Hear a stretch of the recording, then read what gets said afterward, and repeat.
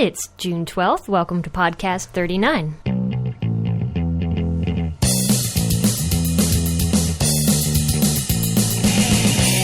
were kids, the bugs and the birds fascinated us. They were just like us.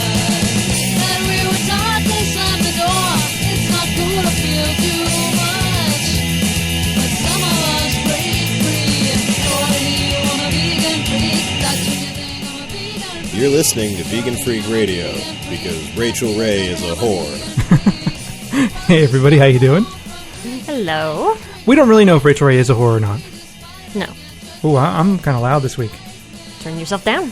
I can't turn myself down. I'm too excited. Okay. I think I'm okay. Okay. We'll see. All right. Yeah, so how's everybody doing out there? Hope you're all doing well. And we're back at you with another week of Vegan Freak Radio. We're a little late this week, but we're there. Yep. That's right. Traveling always kind of throws us off for a little while, but we're back. It does. And, it's the way it is. So, we got a lot of things going on the show today. Indeed. Like what? Well, we've got a lot of audio from other people today, actually. We've got an interview with Dan Peyser, who wrote book Dispatches from Hell. That's right. We're going to talk about some recent magazines that we got. We're going to talk about recent things on the internets. On the internets. We've got another If You're Not Vegan Yet segment. Mm-hmm. And then we've got audio from our friends Amber, and then from Ranting Steve and Dino. And then we have voicemails. Yeah.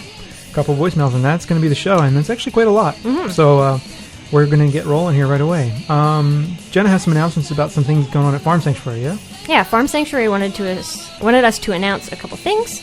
On July 4th of this year, they're going to have, at the New York and California shelters, they're having a Pignics. Pignics. So you can go celebrate and pet some pig bellies and have a picnic with, of course, veggie hot dogs. All the food at all the shelters is vegan, of course. And the picnic is from 11 to 3. 11 a.m. to 3 p.m., free and open to the public, guided tours. On July 15th and 16th, there's an intern retreat at Farm Sanctuary's New York shelter for all former Farm Sanctuary interns. August 5th and 6th this year, Farm Sanctuary New York Country Hoedown. You can have it says exciting and educational weekend conference at our New York shelter. You said ho. I did. And then in September/October 2006 is the Walk for Farm Animals. And it's to raise money for rescued animals at Farm Sanctuary. There you go. So we'll put up a link to more info where you can get more information about all of that. And so if you're interested, go check it out. Cool. We also need to announce the winner of our book giveaway. Yes, finally people called. Yes. Hot Potato Mo wins the book. And we also need to thank Sean, Nicole, James for calling. We also did a book giveaway on our subscriber cast, but I never posted it on our subscriber cast page. So if you're a subscriber, I will post that. I promise. I swear. We gave away 5 copies of Dan's book, Dispatches from Hell. Mm-hmm. And we also had a subscriber podcast on 666. So for those of you that are subscribers and haven't checked, you should go run over and check it out. There was a little guest appearance by Satan. I mean, who else will be on the show on 666, right? Of course. And some other stuff on there. So we're constantly moving to keep subscribers in the loop for the low cost of $4 a month. You gotta get it. No, really, it helps us support the show and get some stuff together to make the show more smooth as usual. Also, I think what we're going to do now is we'll do a new segment this week. Okay. I hear there's rumors on the internet. So this is our new weekly segment, Rumors on the Internets. Things that we've heard on the internet. Well, we didn't, because we know there are more than one. We may not have heard them. We may have read them. Of course. No, one thing I want to talk about that I saw on the internets this week. By the way, that was George W. Bush, in case you didn't know. I just happened to apply an effect to his voice because his regular voice just grates on my nerves so much, and I thought it was great to make him sound like an idiot. You know? Well, he doesn't need much help. No, but it's just more fun to hear him say it. I mean, just listen to this again, real quick. Okay. Listen how I angry. hear there's rumors on the internet. He sounds like an angry little clown or something. Internet! So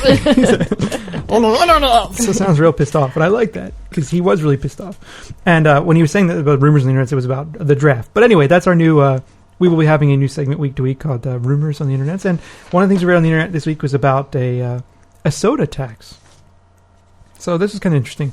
The American Medical Association, which has been meeting in Chicago, has considered a proposal to fight obesity by taxing soda pop, which is kind of interesting.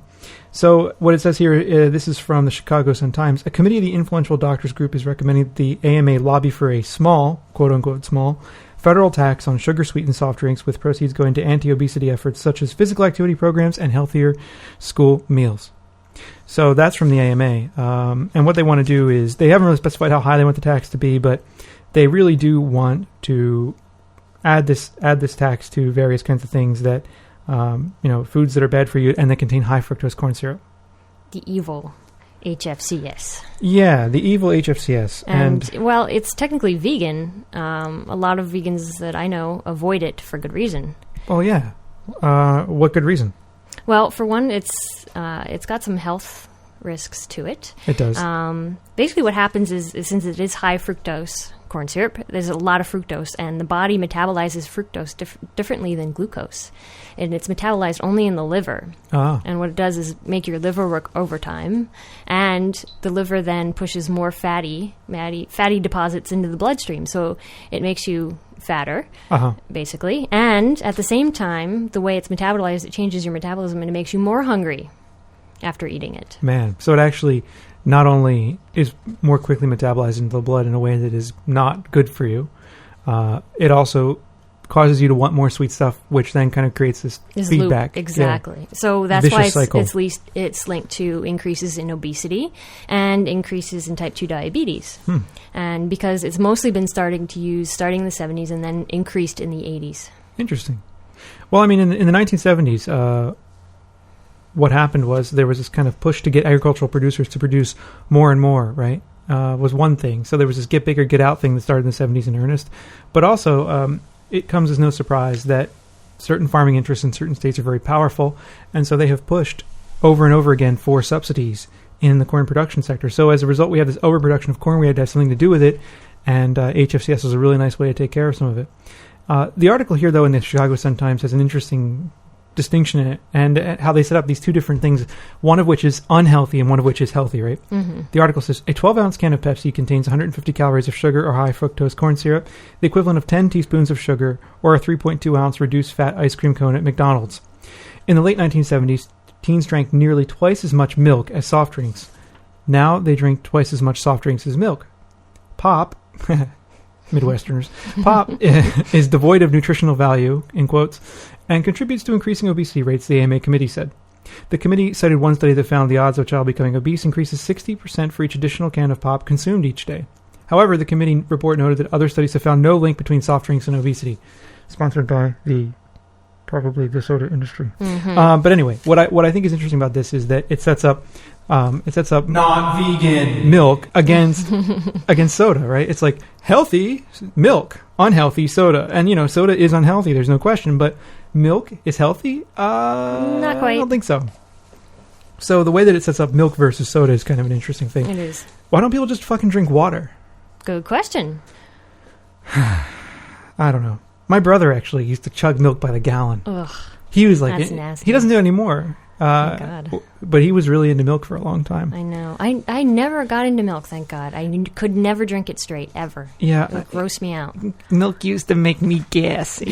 You lactose intolerant person, you?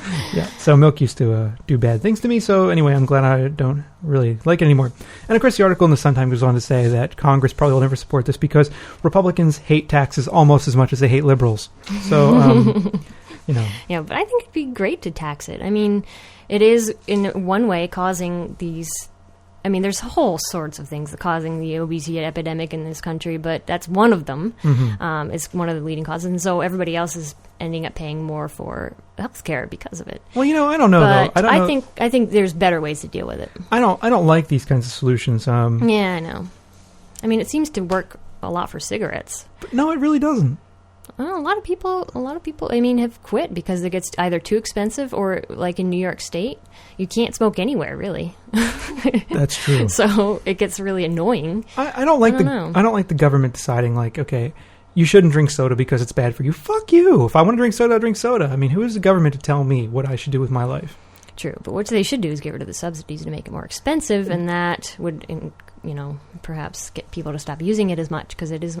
I mean, sugar's not good for you either, but sugar is actually better for you than high fructose corn syrup. Well, that's it. I mean, I think what we need to do is get rid of the subsidies for corn production that are really making it cheaper to purchase HFCS than anything else. And I don't know. I mean, is it really just soda that's doing it? I have no idea. I just don't like these kinds of solutions, like, tax things that are bad for you. But fuck that. I mean, they already tax half the shit I like. So True. I don't know. But anyway, we'd be curious to hear your thoughts on this. Yeah. I don't know. I mean, on the one hand, I get it. On the other hand, I don't like these kinds of government solutions to personal issues. Especially because, like, how do they choose what to pick on? It's like they should be picking on milk and meat. Yeah, why don't we? Which is way, I think, unhealthier than high fructose corn syrup. Let's tax steak, okay? Yeah, exactly. Steak has all this cholesterol in it, and it kills people, and people have heart disease. Let's tax steak. Mm-hmm. And I don't know, all these other things. I mean, let's crank up all the taxes on that to make people not want to do that as well. Mm-hmm. I don't know. I feel like there's also a class question here that needs to be thought about, and that not everybody knows or has access to healthy food. Exactly. And this shit shows up everywhere, and it's one of my major pet peeves because they put it in bread, they put it in ketchup, they put it in so many different processed foods that, if you're a label reader like a vegan, you get used to this kind of thing and you learn more about it. But more normal people don't know how dangerous it is. It's true. So. It's true. I don't know. Well, anyway, we'd love to hear what you think about that. Mm-hmm. So what else do we have on the internet this week? We've got Borat. All right. This has been around the internet quite a bit, but it's worth discussing anyway. Eric Marcus mentioned on his show. I saw the link over at Food Fight. Ryan had it over at Vegblog. But this is really cool. For those of you that don't know, Borat is he's from Kazakhstan. It's a little segment. It's a character. Yeah, it's a character segment on the Ali G show, which was on HBO in the US for a while, and I know it's in the UK still, right? As far as I know, yeah. I guess. I don't really know.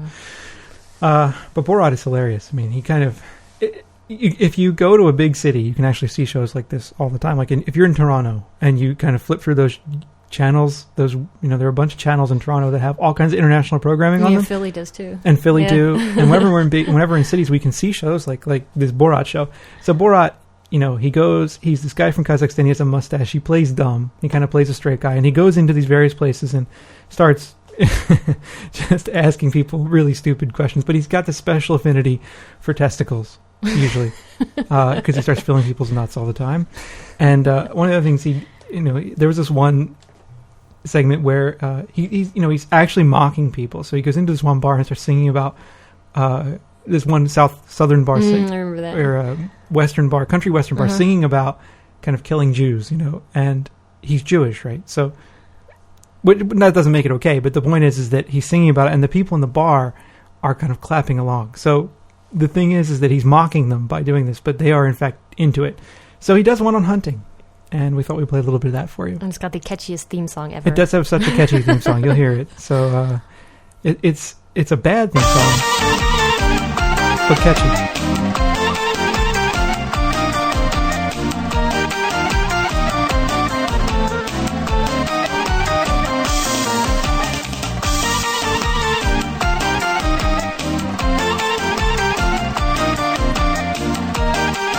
I'm dancing.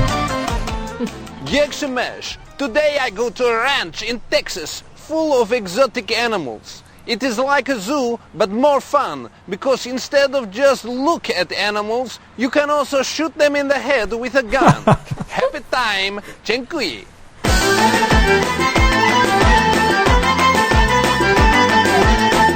Come in. Thank you. Welcome to the Serengeti Ranch. Wow, it's very nice. This is nice. Oh, yeah. You have hunt this? Yeah, we've been to Africa 7 times. Wow. We shot a lot of different things. And what the most expensive animal for you to shoot? Last year we shot a David deer. Wow, this the one That's the one from China that's extinct. You see the feeders where Jim is? Yes. That's corn, and then when it triggers off, It makes the animals come because they hear the sound of it, Yes. and then they'll come in a hurry. But do they not know if they come, they will say goodbye? No, they don't know.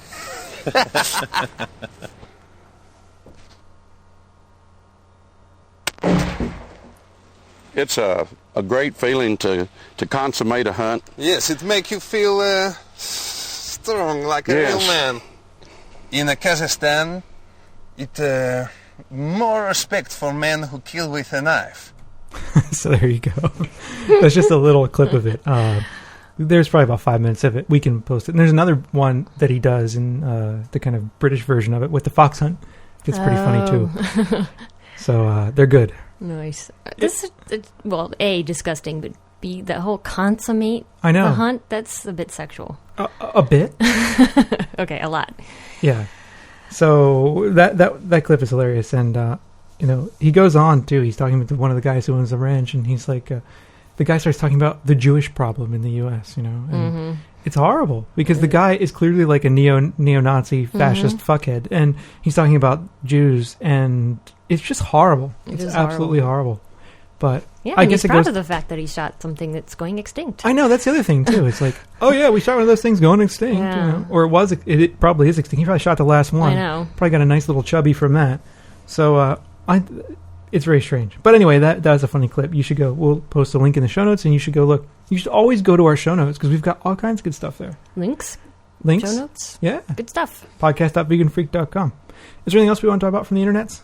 I think that's all. That's all from the internets. Yeah. That's it. No more. No more. Nothing else. No. Nothing. The internets. Nothing else on the internet. Nothing else. Okay. So let's move on. What are we doing now? We got an interview. Oh, the interview with the Dampire? Yeah. Yeah. This is a pre-recorded interview that we did with Dan Peyser. And Dan has, as we talk about in the show, come out with a new book called Dispatches from Hell. Yes, published by Tufuhan Press. Yeah. That's us. That's us, by the way. Yeah. So. But I think the book is, it's bitter and sweet in equal measure. Mm-hmm. But we'll let the interview roll. And, God, where did I put this interview? Oh, there it is. We'll let the interview roll, and we'll be back right after it. All right, well, we're here with Daniel Peyser, and some of you know Dan from the show previously as the Vulgar Vegan. He's been blogging in the past over at the smokingvegan.blogspot.com. Is that the right site?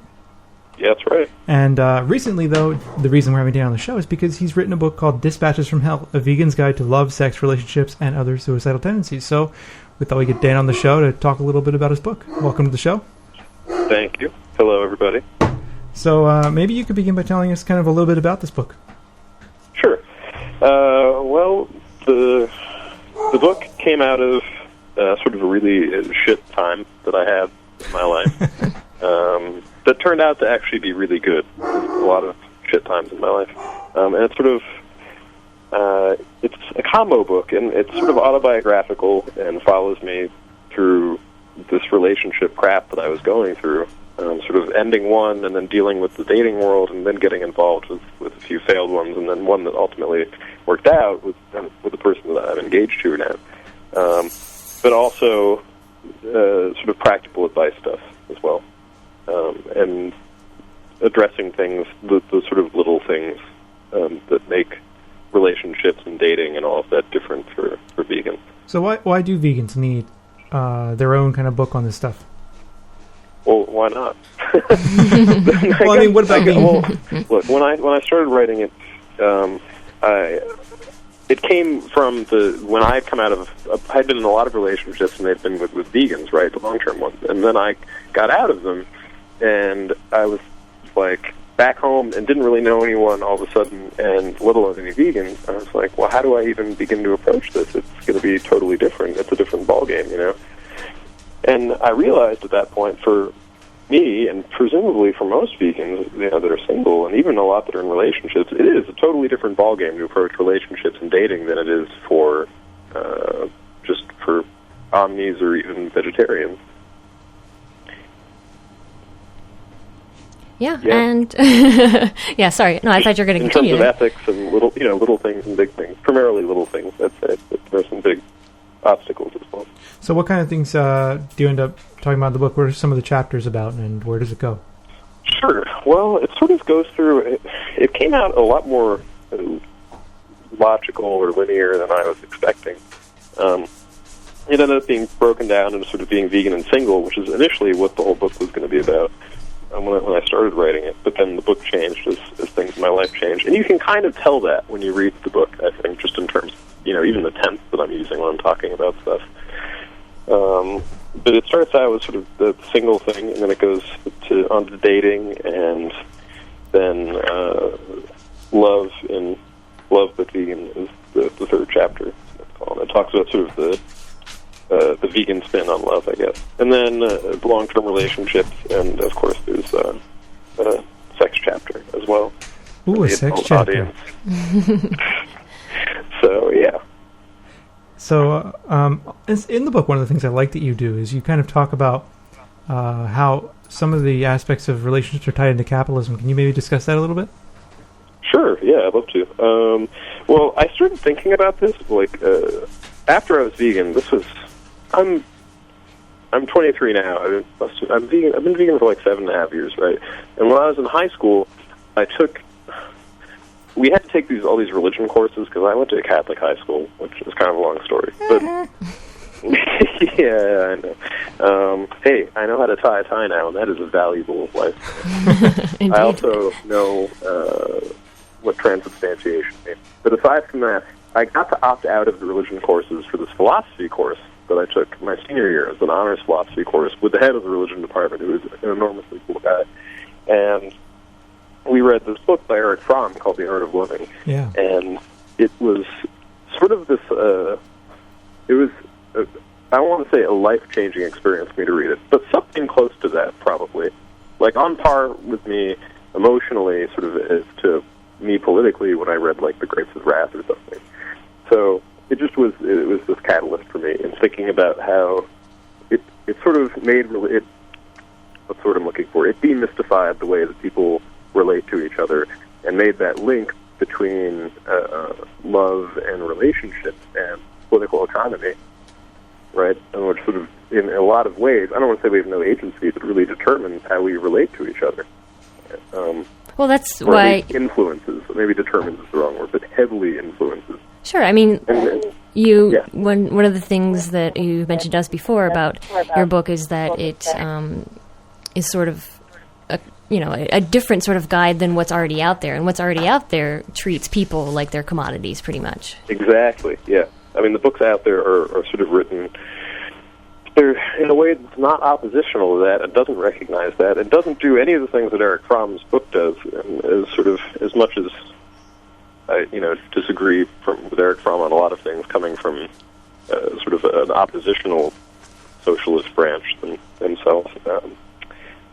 That was something that I was like, wow, he is on the money with a lot of the stuff in this, and no pun intended, I guess, since we're talking about capitalism, right? But he talks about love in terms of the way that people relate to each other as commodities in a lot of ways, and love is one of them. And people look at it as sort of relationships as these, and other people as these different sets of exchange values, and and this relationship or process of relationships and love that you go through throughout your life essentially becomes like shopping. Right. It's like, how can I sell myself, and why are you a good product that I want to take home with me? Yeah, and this is why you should like me and stuff like that. Instead of, he presents various alternatives. But I mean, and one of the other problems is that it's very sort of hard to conceptualize of how that love might be different without capitalism. But anyway, so that's one of the things that I wanted to at least touch on in it that other books don't do. It's not really long, and part of the reason for that is that I didn't want to rewrite The Art of Loving. I mean, it stands on its own. I would encourage anyone listening to read it if they haven't read it. So get that book too. I agree. The Art of Loving is a really essential book, but what I like about your book, though, is that it's both a combination of kind of some funny stuff. There's a little bit of memoir stuff. It's funnier than The Art of Loving. Yeah. Well, Eric Fromm, he was very German, so he wasn't really into funny. But what I like about your book, though, is that it's got a little bit of autobiography in there. It's got a little bit of funny in there. It's got this serious edge to it too that I think is really pretty cool. Yeah, it kind of bounces back and forth between all of that. At first, I wasn't. This is sort of part of my creative process is everything. At first, I was not happy with that. Afterwards, I was like, wow, this is totally inconsistent in the way it comes across. But in the end, I guess it's probably to its advantage. Sure. That it's like that. I think that made it a little more. It made it a little less one-dimensional, like a lot of the other books out there dealing with this stuff, which it was initially my intention to satirize. In the end, I feel like maybe I came out more like them than I wanted to be. But at least I'm very proud of this. Whereas I probably wouldn't be if I had written why she's just not into you or whatever. or 2002 things to 2002 things to do on a date. Yeah. I thought about, and maybe in a revised edition this will be in there. I thought about having a thing, like 101 things to do on a vegan date or something. That would be a pretty awful spoof on that. But, what would one or two of those things be? Maybe making tempeh, like the whole the mold. Watch the mold grow in the tempeh. Cutting the mold off the tempeh. Maybe that would be one of those things. That's nasty. Yeah, I don't know. I'm not really sure. How about this? Inventing a viable vegan cheese substitute. Wow, that would be a good one for anyone to do if they wanted to do it. Yeah. Although, have you had Cheesley? Have you had Cheesley? No, have you had that? Yes. Oh, fuck you. How did you... Okay, what listener sent that? Is it the one I think probably sent it? Rat and Cat sent it in. Oh, God. Hey, if you guys are listening, send me some. Fucking wanted to try this forever. I hear that Great Britain is actually where good vegans go when they die. They do have it pretty good in comparison, I think. They do indeed. Cheesley was amazing. It was so good I was cutting pieces of it off and eating it on crackers. Yeah, wow. Which you can't do with all your heart. I want that so badly. I don't want to get off track here too much, but God, I fucking want that so badly.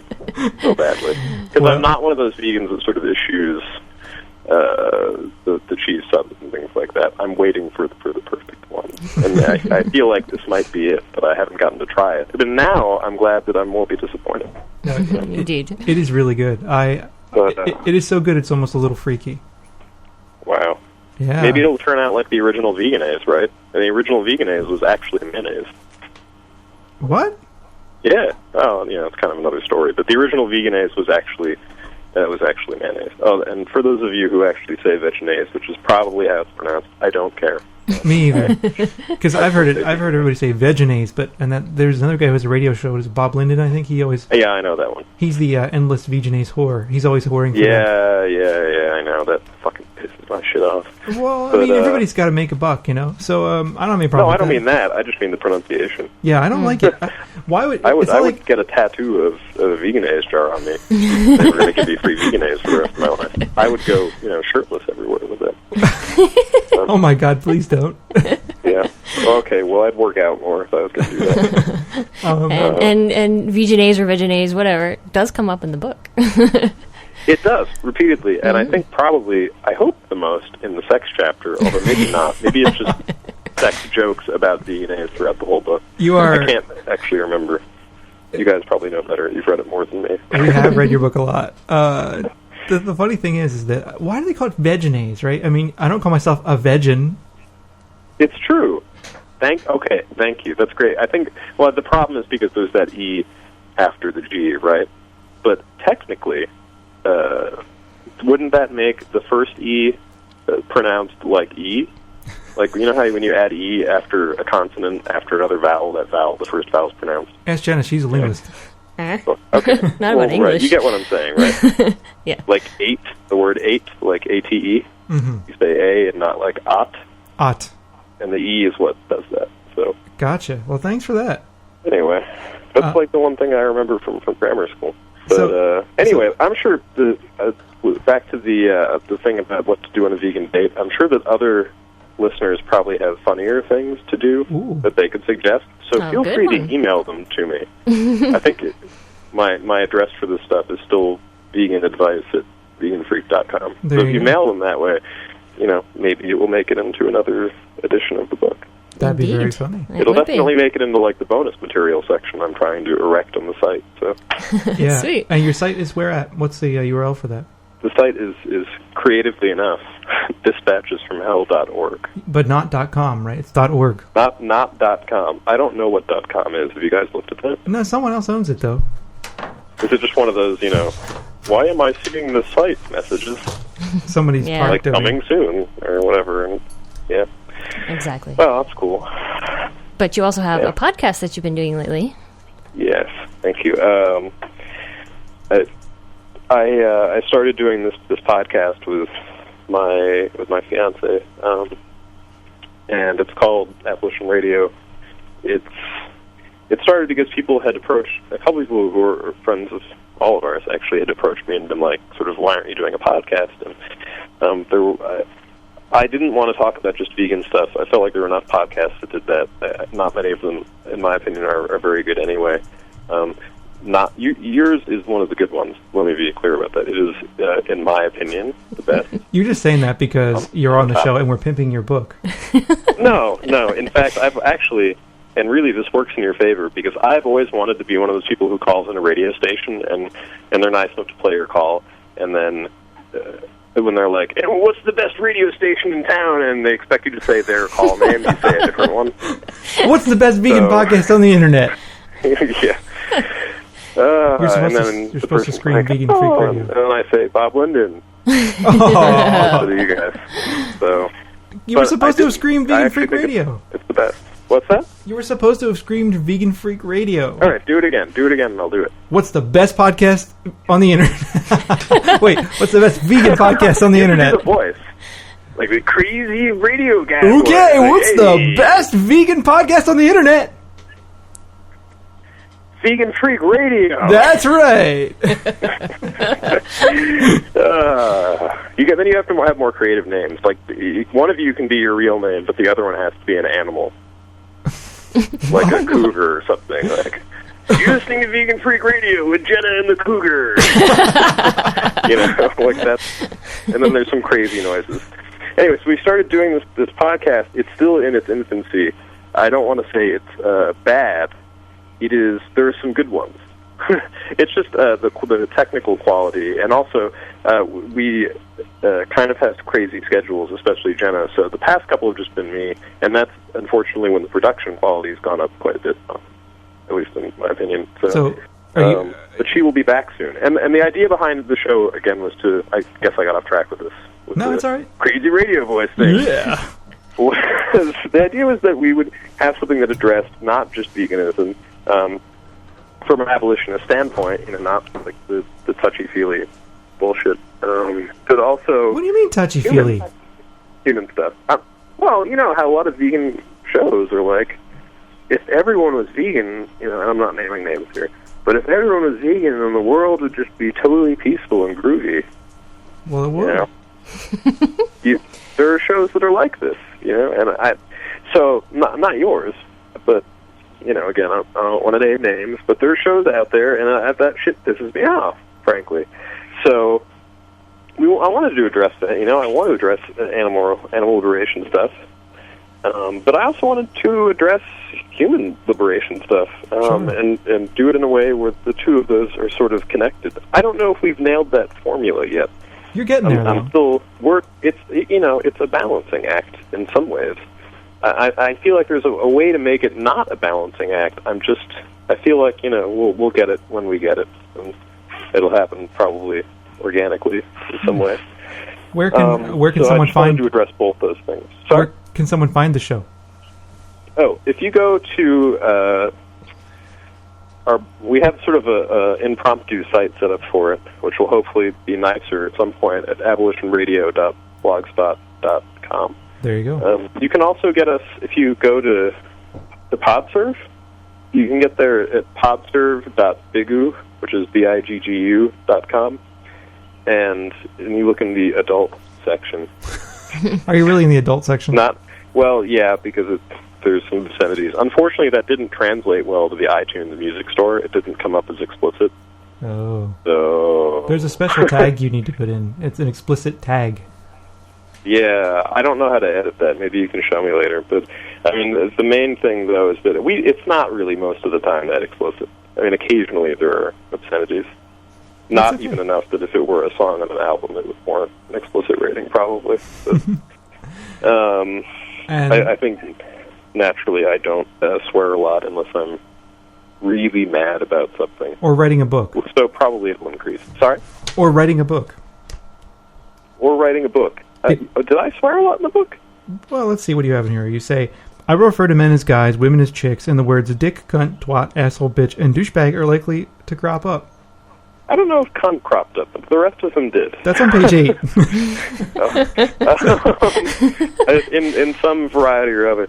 Yeah, I guess. I put that in there for the kids, really. One other quick question I don't want to censor myself. I don't want to sound like totally hokey, you know. I'd rather people get the more honest, realistic me than the, like, Walmart version. Oh, that'd be really funny to have a Walmart version of this book, and you could have it all, like, half of it would just be redacted. It'll be blacked out. Yeah. Read, like, my CIA memo. CIA thing. Yeah. One other quick question for you, and then we're going to draw it to a close here. Sounds good. One of the critiques that we received of our book is that it made going vegan look difficult, because we had a lot of things in there about how to avoid certain ingredients, and I could see the same people looking at this book and going, well, it makes it look like being vegan is hard on your love life and all this other stuff. How would you respond to that critique? And then we'll just draw it to a close. Okay. The 2-second response is that if there were no exigencies or, if there were no difficulties at all, then you wouldn't need a book about it, period. Like, why would you have a book about it? Mm-hmm. It's just like, oh, well, I just do this, and that's it. Right? Okay. So... Yeah. Like, that's the easiest answer. Like, it kind of, in that respect, the book exists because of that. There are some difficulties, right? It's not even that there are difficulties, that there are misperceived things that are perceived as difficulties, which are actually not. The differences with as opposed to going vegan with relationships, in some respects, there are there are some real difficulties, but. Again, this book is a little different, and I've got it easier than you guys in this respect. In regard that my book is sort of aimed. When I wrote it, it was aimed anyway at people who are already vegan, right? Not people who are becoming vegan. I think really the only people who are non-vegan who would read this, again, would be partners of people who are vegan, but those partners are not, and then they would get that vegan perspective. One other thing, then finally, I thought of one other question. Are blowjobs vegan? That was the main question I wanted to get to in the whole book. I'm not sure that I want to give away the answer on the air. Very coy of you. I like that. Well, thank you so much for coming on, Dan. We really appreciate it. And everyone I'm honored as always. Everyone can find out more information about the book at dispatchesfromhell.org. You can buy it from Tofu Hound Press at tofuhound.com. You can get it on Amazon, although I don't know why you want to buy it from those rapacious corporate motherfuckers.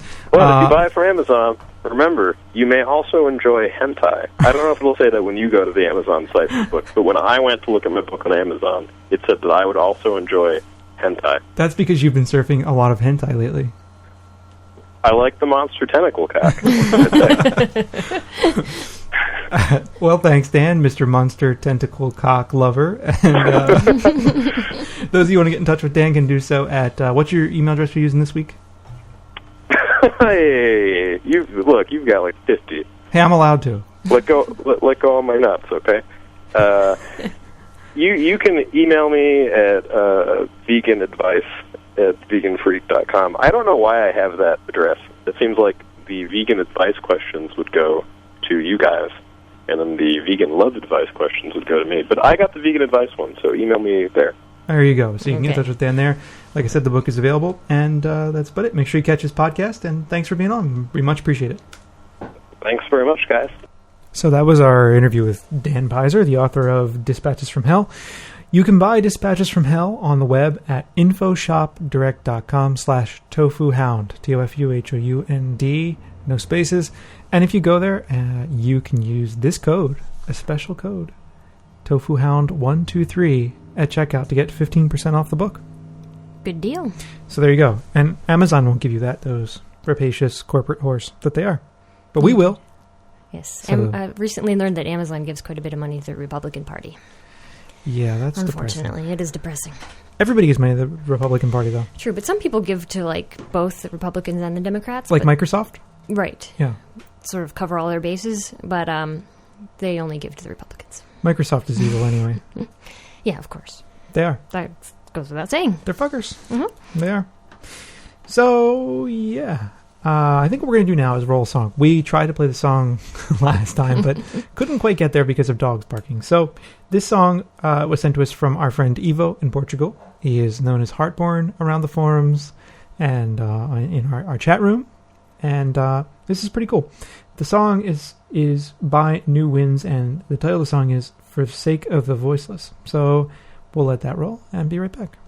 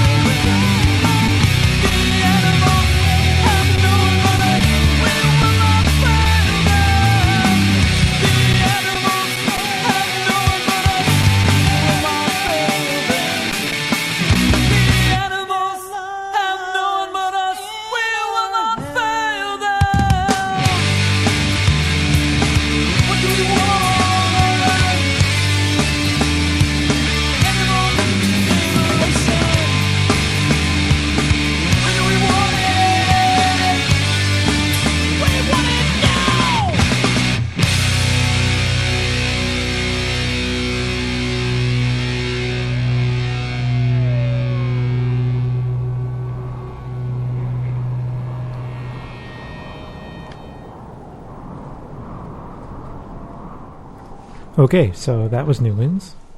And you can hear the new winds blowing at the end of the song. You can. So there you go. No dog interruption this time. Oh, sorry that in the interview you could hear the dogs barking and shuffling around. Well, it's the way they are. Yeah. They're dogs. Indeed. So one of the things we want to talk about before we move on is that we've got some good magazines in the mail this week. Yeah. We got a new Herbivore. This is issue 11. And some good stuff in here. It's a the music issue, so it's got all kinds of music interviews and stuff about vegans and music. Mm-hmm. It's pretty good. Also, Josh says in here, Josh the editor, talks about how they just opened a new store in Portland. So if you're around there, you should go. He says they're at 5519 Northeast 30th Avenue. So swing by and see what they have going on. And it's pretty cool. And of course, you should subscribe to Herbivore because you get cool free gifts. Yeah, there's a little cool little poster in this issue that is, the printing on it is really good. So it's amazing. Yeah, sometimes you get little pins, sometimes little postcards. And our friend, very nice stuff. Our friend Ida actually did compilation on here too. Nice. So that's pretty cool.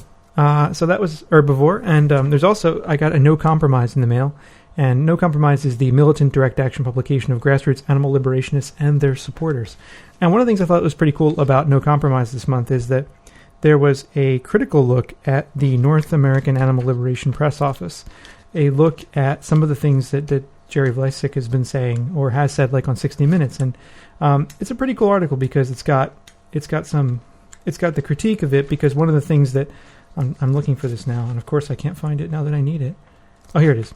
One of the things that he said was that he made the statement where he said that for 5 lives, 10 lives, 15 human lives, we could save 1 million, 2 million, 10 million non-human lives, and they critique that entire notion because they think that that's a problem. You know, they say that the primary thing behind what's going on with direct action has been to kind of preserve life, all life. And that's why they take him to task for that. And he has a response to it. And it's pretty cool. I mean, it's worth checking out because it actually critically engages some of the issues. There's also some good stuff in here about the guy who went undercover for the HBO special, Dealing Dogs. And overall, it's good. And it talks about the Green Scare, and it talks about some stuff with the Rod Coronado case. And there's all kinds of goodies in here. And you said something about, there's an article about alternatives to dissection, too. Yeah, there's a whole thing on humane education. Mm-hmm. And some quick tips about how to deal with that. And, a whole year in review, and things like that. So it's worth checking out No Compromise and Herbivore. Those are 2 things we got in our box this week. Good stuff. Yeah. So there's a lot of good vegan publications out there. All, I think they're all great, pretty much. So it's cool. Excellent. Okay, and now we have a little If You're Not Vegan Yet segment. And I wanted to talk about this week about... Well, I got this from Compassion Over Killing, and their title is they're doing this big investigation on what they call farmed animal suffering during interstate transport. And a lot of people think about, just the slaughterhouse or the raising of, factory farm animals. And, of course, those are horrendous things, but we also forget about how do the animals get to the slaughterhouse and how do they get transported, because a lot of cattle are transported to feedlots before they're slaughtered, or they're transferred different places. And there is a law in place that says that basically animals shouldn't go for 28 consecutive hours without being unloaded for 5 hours for feeding, water, and rest. So every 28 hours, the truck driver's supposed to stop. But that's still a lot. Yeah, that's still a lot. I mean, they're supposed to get water and food. But, of course, this doesn't happen. And Compassion Over Killing is doing an investigation about this. And on their site, I'll put the link in the show notes, they have a video that you can watch. And they have some investigators' log notes. And they have interviews with truck drivers. And they have some of the transcripts of those interviews.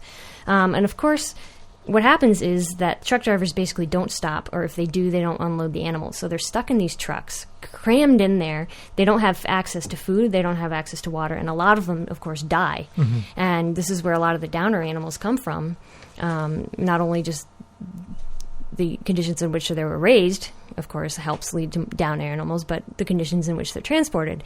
And there's some of these truck drivers basically admit to either not knowing how long they're supposed to stop or knowing how long they're supposed to go and just not caring. They have these logs that they're supposed to keep, and they falsify their logs and everything. So this one truck driver says he was driving from Canada to Mexico. And the person interviewing said, "You don't stop no matter how long you're going?" Driver nods head yes. So when you did that Canada to Mexico drive, I stopped because just sleeping like that, you can't go along with that. So he stops because he can't go, without sleep, of course. But the cows are still in the truck, though, right? Driver nods head yes. When you pick up in Canada and you take to Mexico, their hooves cannot touch U.S. soil. Right? So there's that. And it talks about different accidents and how many animals die in these kind of transports. And there's this one talking about this guy who was transporting pigs, and he talked about how he stuffed 283 pigs on his truck, and he could have put in more. Man. Yeah. And then the cattle, if you're putting cattle in, you got to make sure that they don't lay down, because they can die if they lay down, because they can get stepped on or crushed by other cattle. Or they get caught in the truck somehow. And it's just really disturbing, all the things. And that basically these truck drivers don't ever stop. They don't ever... And, of course, the USDA, who's supposed to be monitoring enforcing all this. enforcing this law does not. So Well, that's because during the Reagan administration, the U.S. government systematically routed and gutted out all regulatory agencies, including the USDA. Mm-hmm. So we've seen that because government regulation, don't you know, that's socialist. exactly, it's bad. It's bad, just like anything that the government does. And I'm no fan of government. I mean, I don't. But come on. And the other thing that I think needs to be highlighted is that these trucks are all weather. In other words, they're open to the elements at all times. If you've seen them on the highway, you know what it's like. There are these massive holes in the side of the truck that let air in, that let water in, that let rain in, that let snow in. And so regardless of what, if it's 90 degrees outside, 40 for our Celsius friends, or something like that, right? If it's that hot outside, the animals are in that condition. If it's negative 20 outside, that's how cold it is in the truck. So whatever it is outside, that's what it is in there. There's no real protection from the elements, in addition to all the cramming. Right. together. And, people talk about wanting to eat humanely raised animals, but these animals still need to be transported and need to be slaughtered, and they're still subject to these horrible conditions under transport, no matter how they're raised. Yep. Because slaughterhouses aren't everywhere, so you have to transport animals, and they're going to be put under these harsh conditions. Compassion Over Killing says a few things that you can do is write to the USDA, tell your friends and family, order a free vegetarian starter guide, because the fewer animals that are out there being eaten, the fewer that will be transported to slaughterhouses. That's true. But I think people need to know. I think that's what it comes down to, is that people need to know about how animals are transported, how they're slaughtered, how they're raised, because only when people know all that will we ever have the kind of knowledge that's necessary for people to move forward. I think a lot of people are willfully ignorant on it too, though. I mean, I think that all the people who are like, I'm eating humanely raised beef and all that crap, I think that they feel good about it. I mean, They do. They think they're doing something good. Well, that's what the marketing is, and Whole Foods has built an entire business on that idea, and a lot of people have. But that still doesn't mean that those animals are being slaughtered or raised locally, and it still means that there's all that transport involved and all of that. So, of course, horrible. Yes. And it's just really despicable. Yep. Speaking of despicable, though, we've got some audio from a friend of ours, Amber, in Canada. And Amber had sent this audio into the show because I think in the last show, was it, or the show before last, we talked about the Markham Rodeo just outside of Toronto. And our friend Misanthropy did some stuff there with that. Wild at Heart did some stuff with that, Camilla. And they basically were protesting the rodeo. But Amber has a very unique view on the rodeo situation out there, and I don't want to give away too much of what she has to say, so we'll let this audio roll and pay attention to it, because it's really interesting what she talks about and how she deals with it personally. So we'll let that go and be back right after that. Hi, Bob and Jenna. This is Amber speaking, Vegan Amber on the forums. I have a problem. It's a real pain in my derriere, and I needed some moral support. I wanted to maybe explain a little bit about the history behind this. My father lives on the other side of the country from me. He lives in Markham, Ontario, which is just outside of Toronto. He is a business owner in Markham. He is a smart man, a wonderful man, a good provider. He's been good to me all my life. One little issue, though. He's on the committee that decides what events go on in Markham. And lo and behold, he was one of the people who brought in the rodeo into Markham, which he told me in the winter, and I've been talking to him back and forth kind of ever since. But then I listened to Animal Voices, which had a special on the rodeo, and they spoke with Camilla from Wild at Heart, who was great, by the way.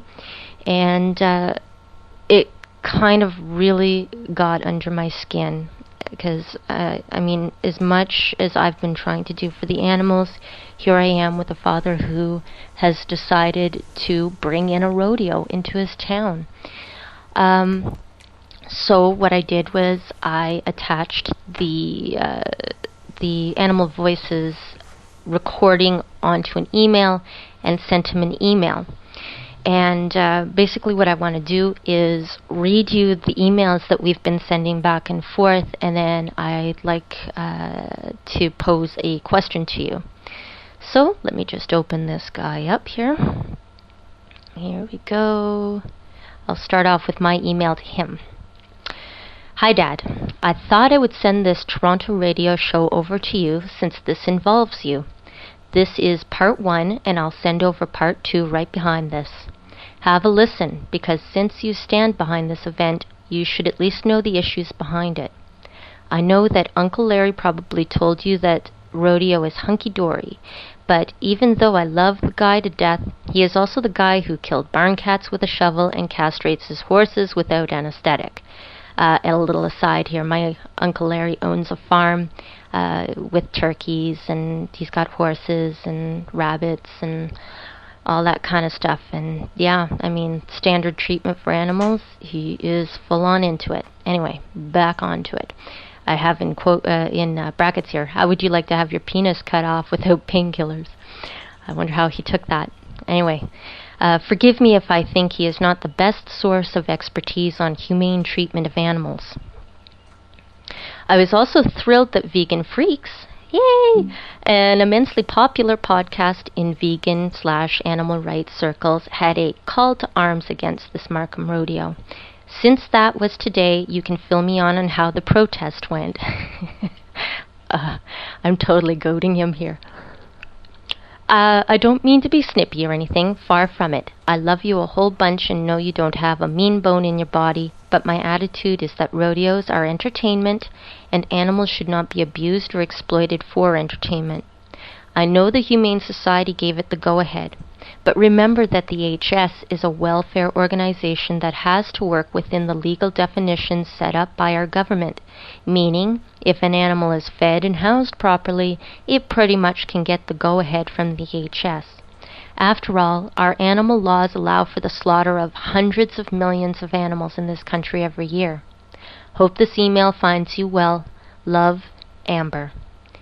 Alright, so there's what started this. And I'll read you now what my dad wrote me back. and I can tell, I think I might have upset him a little bit, because he starts it off, Hi Amber, love you, as if he's preparing me for the blow that I am about to receive. Okay, I don't have all the answers, but I have been trying to get educated from both sides to make my own conclusions. I talked extensively to the owner of Rawhide. He is a well-spoken, well-educated, and answered all my questions in a straightforward way. His is a sanctioned rodeo company and must abide by very strict guidelines. They maintain a 1,000-acre breeding ranch. I asked the average time rodeo animals serve. He stated 6 to 8 years. Then I asked what happens to the animals. They have set aside 200 acres for those animals to live out their years with better health care than many humans receive in today's system. I watched his people with the animals before and during the event, and I saw no cruelty. Actually, I was amazed at how adept the spotters are at releasing the cinch within seconds of the ride. Now, why do animal rights groups state that cinches squeeze the animal's testicles to make it flail out of control? That is definitely not true. I asked about this and checked during the events. The group loses credibility when they state a false premise. In a perfect world, any form of mistreatment towards animals or humans would not occur. I do think that animal rights groups are key to helping move us all in that direction, and for that I am very appreciative. I hate seeing any animal mistreated. That's why you're running a rodeo, Dad. Abused or worse. And there are a lot of places that need the spotlight focused. Rodeos are the easy path, and that is fine. I hope they are working equally hard on those not so visible. Thanks for sending your email. More education. Love, Dad. Alright, so there is his answer to me, which kind of... I was a little angry. Because what animal rights activist has not heard these arguments maybe about a million times, maybe a zillion times, and then the same standard arguments always used to defend a rodeo. Anyway, here's my response to him. Hi, Dad. Well, I respect that you are trying to come to your own conclusions.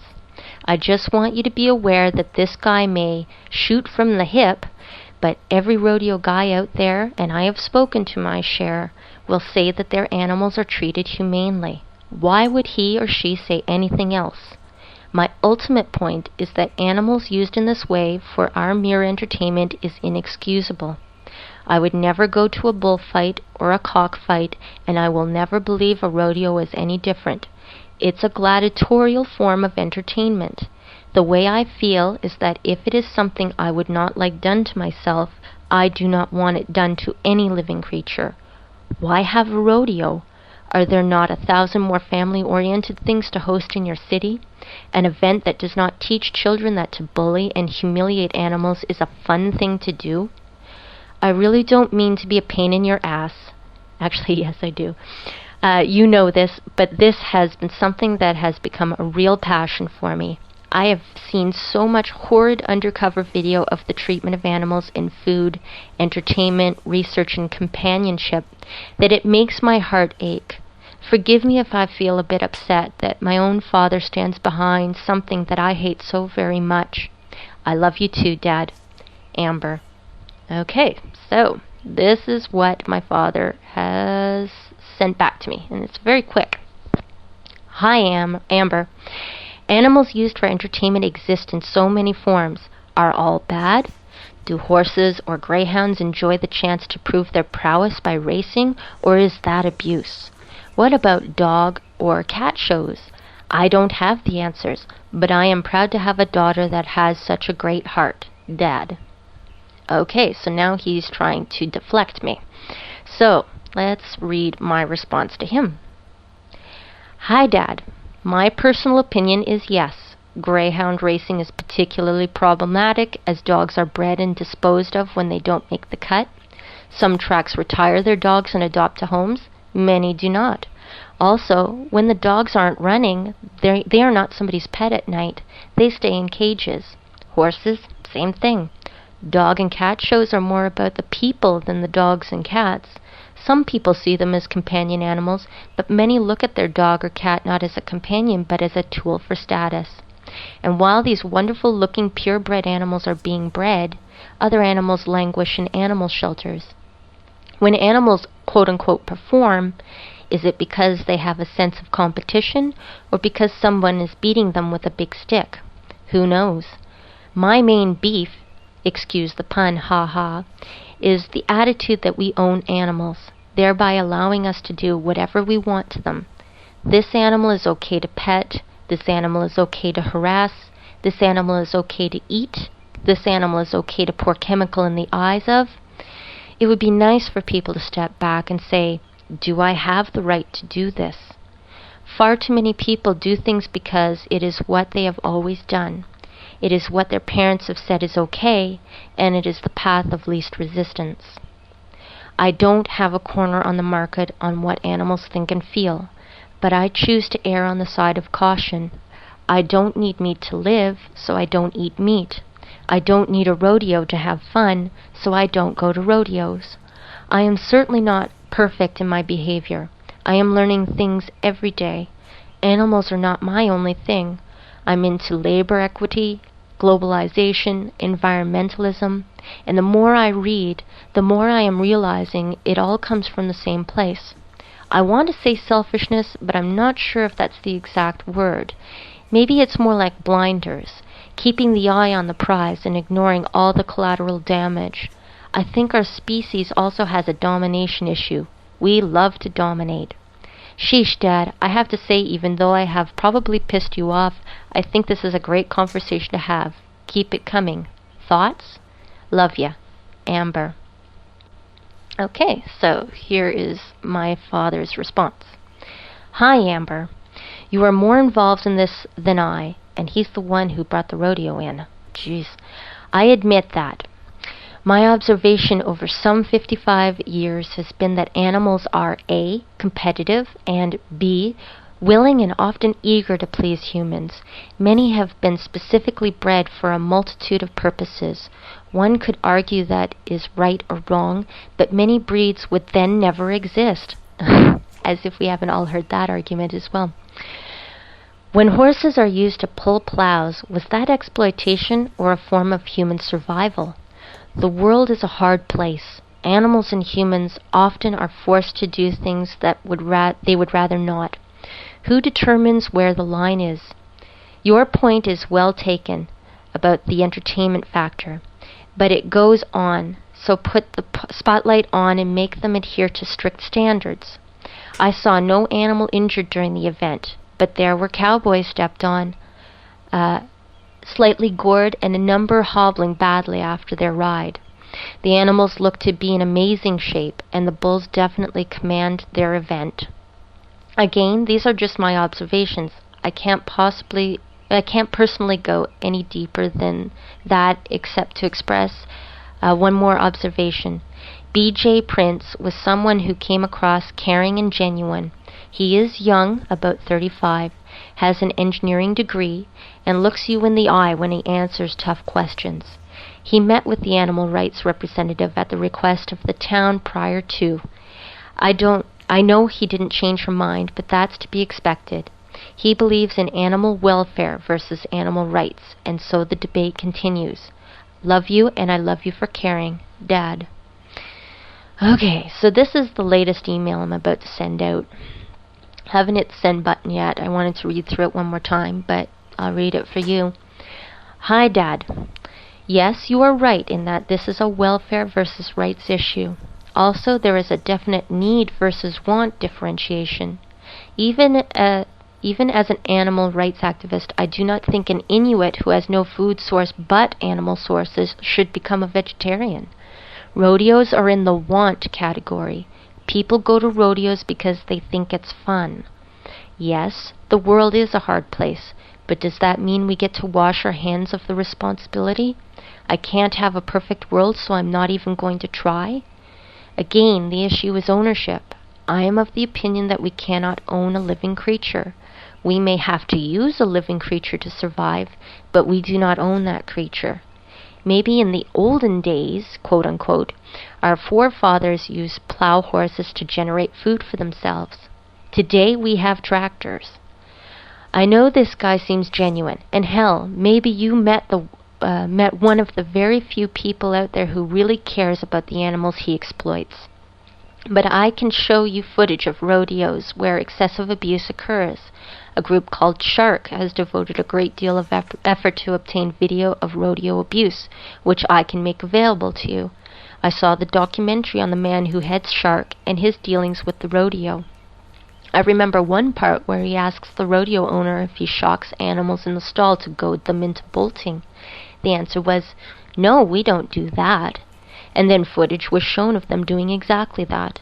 Again, he asks if they tail-twisted animals. The answer was, "No, we don't do that."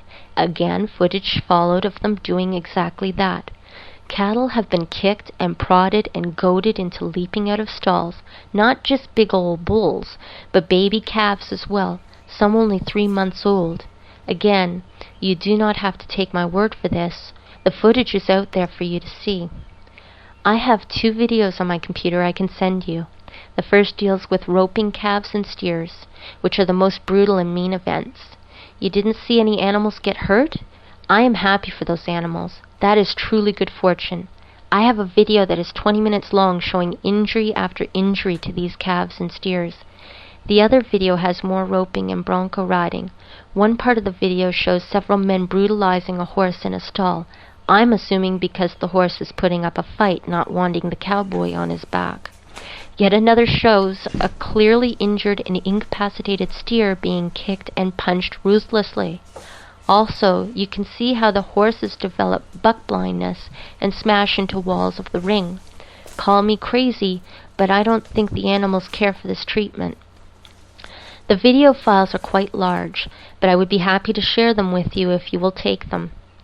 In any city, town, or village across this country, if someone was caught doing to a dog or a cat what we do to these horses, calves, and steers, they would be charged with animal cruelty, flat out. But somehow our society says this is not cruelty. This is sportsmanship. This is competition. I call it hypocrisy and schizophrenia. We could go on and on like this, but let me present you with a question, Dad. Do you love the rodeo so much that you will fight tooth and nail for this event? Or is it because I am arguing against something that you helped bring in and now you need to justify it? If an event could be put forth in a proposal for your committee that could replace the rodeo, would you give it a chance? I can see if I can put you in contact with Camilla Monroe, the lady who runs Wild at Heart, the group that protested the rodeo. Maybe she can help you with ideas for alternatives. I am serious, Dad. I would gladly donate time and energy to figuring out how we can both have our way here. You can have a fun, family-oriented event that brings respect to Markham, and I can have peace of mind that animals are not being hurt for frivolous reasons like, it's fun. Let me know. Love, Amber. And actually, I kind of like the sounds of that, so I'm just going to hit the send button here. Gone. Okay. Now, my question to you is, help. What do I do with this man? I mean, he's my father, and I love him so much. And, I don't want to insult him, but at the same time, I don't want this Markham rodeo. And, I'm really willing to go to the mat with him. He's, like I said, he's been a good dad to me. He's never been mean to me. He's been a good provider all my life, but I really am struggling with trying to make him understand that, it's not about him, it's about the animals. It's about real live creatures getting hurt so that some other people who enjoy bullying animals can have fun. So I guess if I can get some ideas out there of what else I can do, how else I can deal with this issue, and, let me apologize to animal activists in Toronto and Markham working so hard against this rodeo for, having a dad who brought this in. I hope he takes me up on my offer. If Camilla's out there listening to this, please get into contact with me. I'll give my email to Bob and Jenna when I send this voicemail over. And contact me. I'd love to work with you, okay? Love you all. Keep up the good work. Thanks. Bye. Wow, that was great, Amber. Thank you so much for taking the time to send that to us. And you know what? I think you're doing a really good job so far. I think so, too. At least your father is open to the discussion with you, right? I think he could have just cut it off, and in fact, he seems to be thinking about it, and it seems to be really civil and peaceful. Yeah, you don't sound at all condescending. You don't sound at all like you're judging him. You're saying, well, you are involved in this, which he is, but you're not. I think you're just really trying to get him to think about the issues, and I think you're doing a really good job. But the bigger question of how to get him to think more critically as someone who's involved in bringing this rodeo to town, I think you're doing that. But how to move beyond that, I don't know. Maybe there's a pragmatic argument to be made. Maybe the animal argument itself isn't strong enough for him, right? Mm-hmm. Maybe the pragmatic argument is, why not bring something to your town that doesn't have the stigma attached to it? Right. Something that's a little bit more friendly. I think the lines that you use that talking about, this is teaching children that it's okay to do these horrible things to animals. And even if you don't see them as that horrible, baby cows are being slammed onto the ground. That is not nice in any stretch of the imagination, even if they don't get hurt. But also the welfare line, which you did a really nice job, Amber, of dealing with. But the welfare line, we care about our animals, we have to care about our animals, or we wouldn't have them. You hear that all the time, but it ultimately is bullshit at the end of the day, because rodeo is, extremely violent. And I'm looking here as I was listening. I went over and grabbed Tom Reagan's book, Empty Cages, and in Empty Cages he has he has a kind of a part of a chapter on rodeos, and in particular on roping. And he talks about, and in here he quotes a veterinarian from Rhode Island who says, "As a large animal veterinarian for 20 years, I have witnessed firsthand the instant death of calves and after their spinal cords were severed from the abrupt stop at the end of a rope when traveling up to 30 miles an hour, because the calves are running and they're being roped." I've also witnessed intended calves who became paralyzed and whose tracheas were totally or partially severed. Slamming to the ground has caused rupture of several internal organs, leading to a slow, agonizing death for some of these calves, and they call this sport. So what he goes on to say here is that when you see the stuff on TV, they never put in the tail twisting, they never put in the electrode prodding, and they always take out all of the kind of bad stuff, you know? So I think there's an argument to be made, you know, why bring something that has this kind of level of violence to it, to a community? You know, it's not like Markham is outside Toronto, right? I mean, it's not like Markham has some great tradition of roping, you know, in its recent past. Yeah. So, and not that would justify it either, but why bring something like that to town? I don't know. So I don't.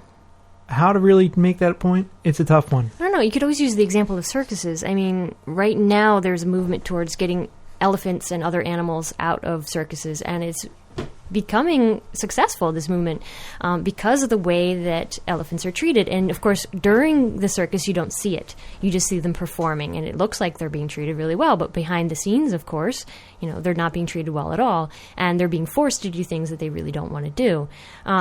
And now the movement is towards more just human-centered circuses. So something like Cirque du Soleil is humans only.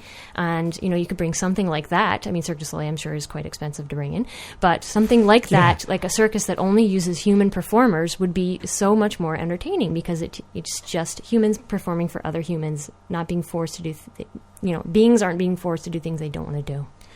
Yeah, I don't know. It's a tough one. I think what you were doing, though, is really good. I mean, because you're going right to the heart of the matter, and you're talking to someone about this. You know, you're talking to your father about this, and you have clearly a very good relationship with your father. And I imagine it feels strange to put that relationship in some kind of jeopardy by talking about this. But I think you're doing the right thing by getting him to think critically about this.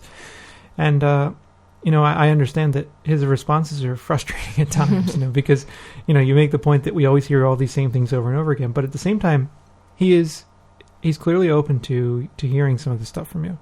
So I think maybe just keep going at it. What I want to do is maybe ask people out there what they think, you know, because I know I'm not thinking of something that's really brilliant, and I know there are listeners out there who have these great ideas, who are screaming at the radio right now or whatever they're listening to, and I want to hear those ideas. So why don't you get in touch with us, and we can pass them on, talk about them on the air. Send them on to Amber. And hopefully we can, Amber can kind of strong-arm her father into not having the radio any longer. Yeah. Well, it's always hard to try and convince someone you care about something like this. It's very difficult. You can change the world, but you can't change your family. Indeed. So I hear. So, no, I don't think that's necessarily true. But I think it's tough. It's tough because there's always that dynamic, like with your parents, right? They're your parents. You know, it's like they're your family. It's tough to kind of preach some of those things sometimes. Yeah. So, well, thanks for that, Amber. That was... it was very brave of you to kind of put that out there for all of our listeners. And thanks for the nice things you said about the show, too. Yeah, it was awesome. But excellent. Okay, I think next we're going to take a little break with a song. Go ahead. This song is for all those people out there who say that plants feel pain. One thing, though, I need to add. This is from Charlotte, right? This is from Charlotte. It was from Calgary. Yeah. Some more, and the group is Canadian as well. See, I fucked up because Charlotte sent us an email saying, I'm not getting the subscriber stuff. And I'm like, I didn't immediately make the connection. So, Charlotte, I apologize. I felt like an ass after that. So I just want you to know I'm really sorry. But here's a good song. Hey, Listen up, brothers and sisters, come hear my desperate tale. I speak of our friends of nature, trapped in the dirt like a jail. Vegetables live in oppression, served on our tables each night. This killing of veggies is madness. I say we take up the fight. Salads are only for murderers. Coleslaw's a fascist regime. Don't think that they don't have feelings just cause a radish can't scream. I've heard the screams of the vegetables, watching their skins being peeled, having their insides revealed, weighted and steamed with no mercy. How do you think that feels? That it hurts really bad. Carrot juice constitutes murder, and that's a real crime. Greenhouses, prisons for slaves.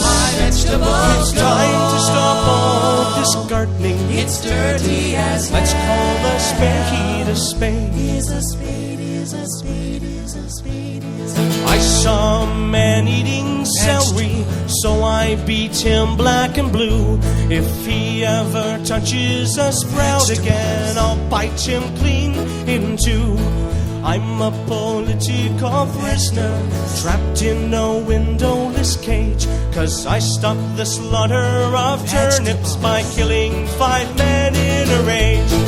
I told the judge when he sentenced me, this is my finest hour. I'd kill those farmers again just to save one more cauliflower. I've heard the screams of the vegetables, watching their skins being peeled, their insides revealed, and steamed with no mercy. How do you think that feels? That it hurts really bad. Carrot juice constitutes murder, and that's a real crime. Greenhouses, prisons for slaves. Let my vegetables go. It's time to stop all this gardening. It's dirty as let's call a spade a spade. Yes, a spade is a how low as people do we dare to stoop, making young broccolis bleed in the soup. Untie your beans, uncage your tomatoes, let potted plants free. Don't mash that potato. Whoa, no, spear the spine, eat a cow instead. I've heard the screams of the vegetables, watching their skins being peeled, in the stir fry or grated and steamed with no mercy. You fat gourmet scum. How do you think that feels? Leave them out in the field. Carrot juice constitutes murder. V8's genocide. Greenhouses, prisons for slaves. Yes, your compost. It's time to stop all this gardening. Take up macrame. Let's call a spade a spade. Is a spade is a spade is a spade is a spade is a spade is a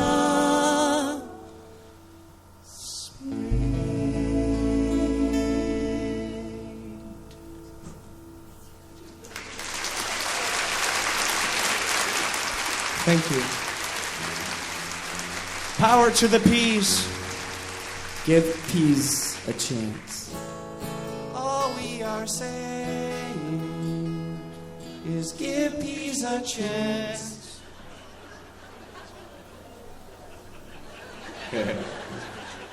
Yeah, it was stupid, sure.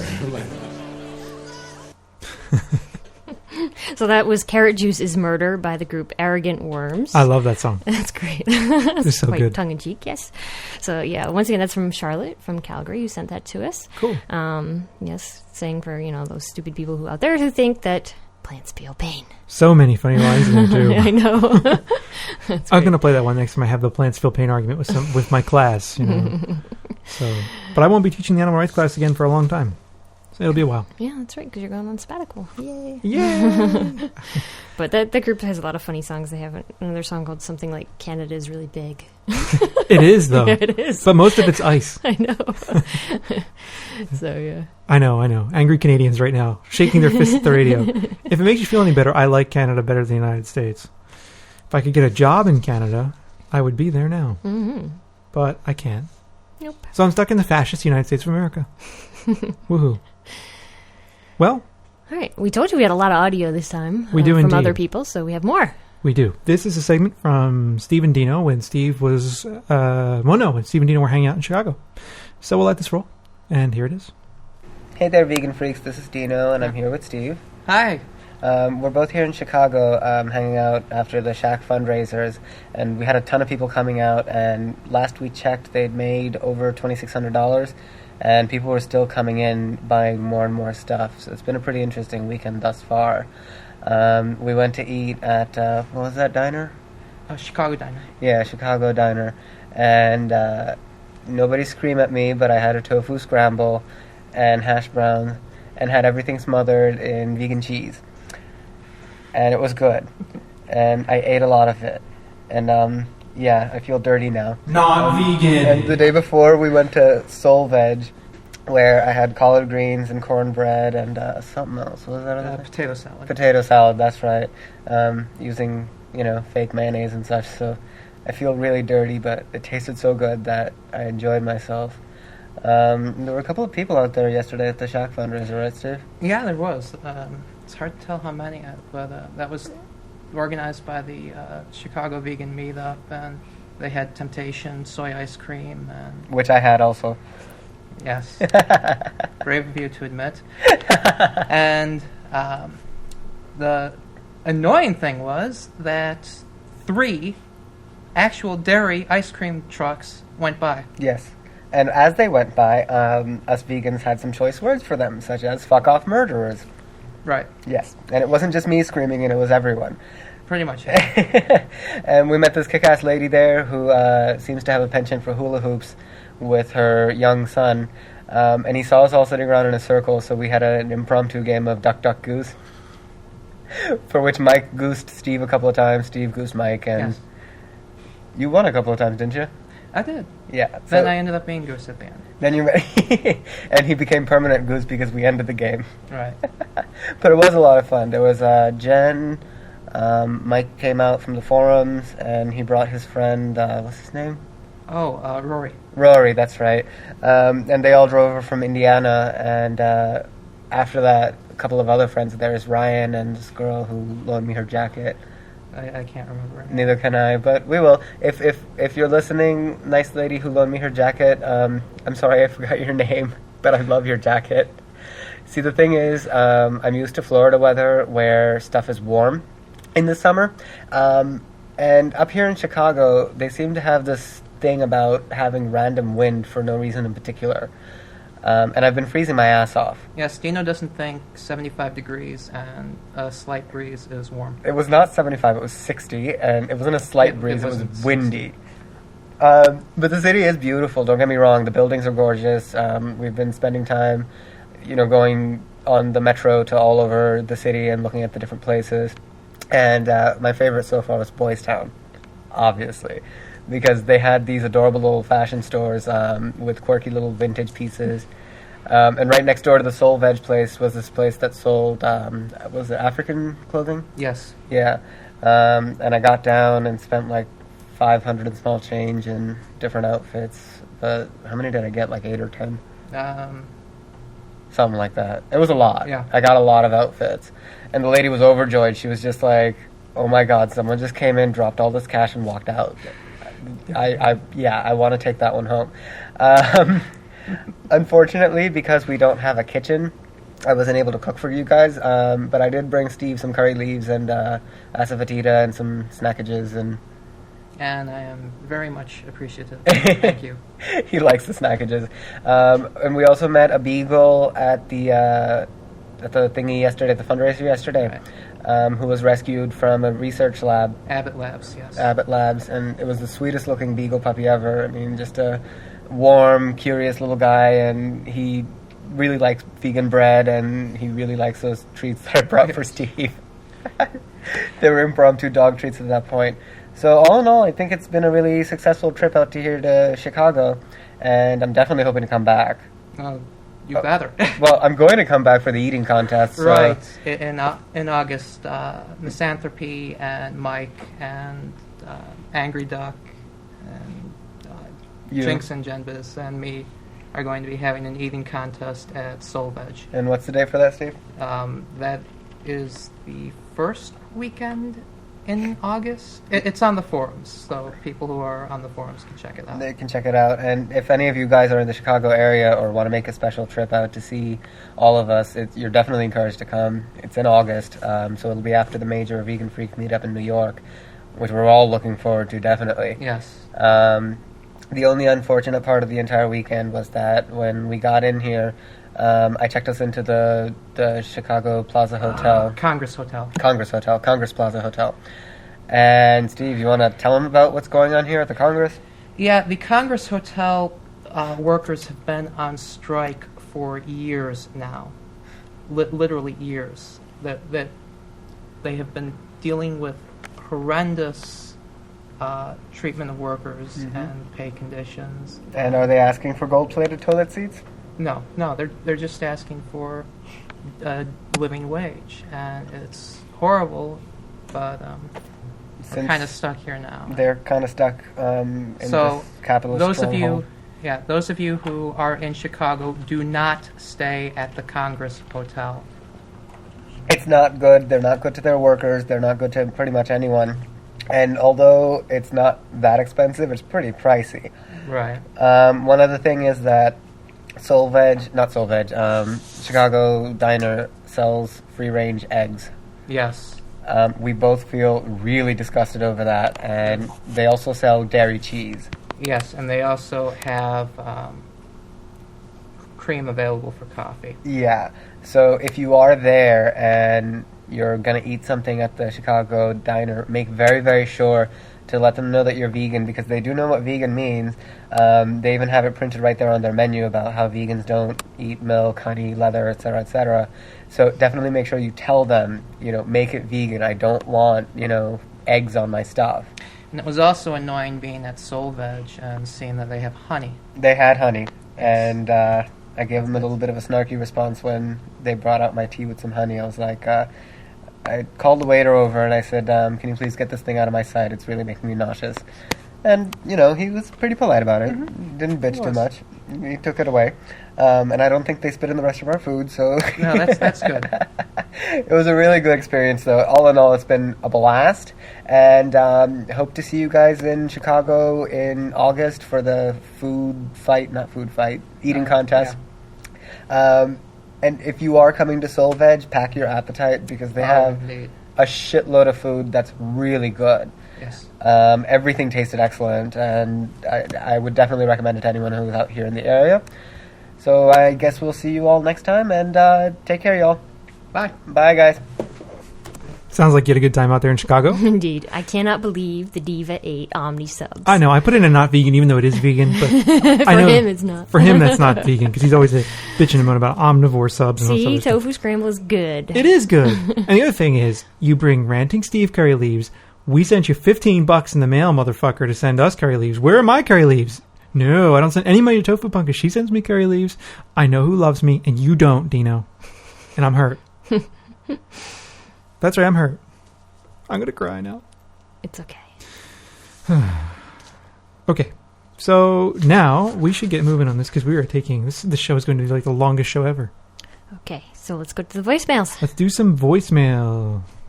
Time once again for some vegan freak voicemail. Maybe we'll hear from a hot chick or a choice nail. Callers make us happy and help us keep our sanity, even if all they wanna do is fucking complain about the shitload of profanity.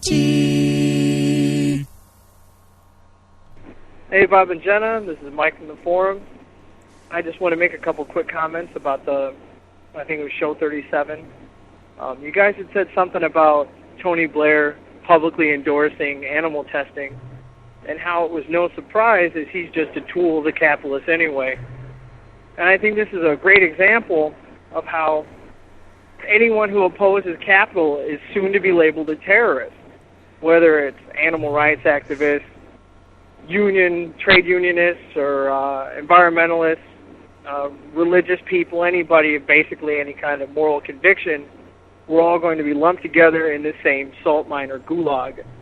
And I also think it's great how the non-anarchist leaning vegans are going to be marginalized by the capitalist system they cling to.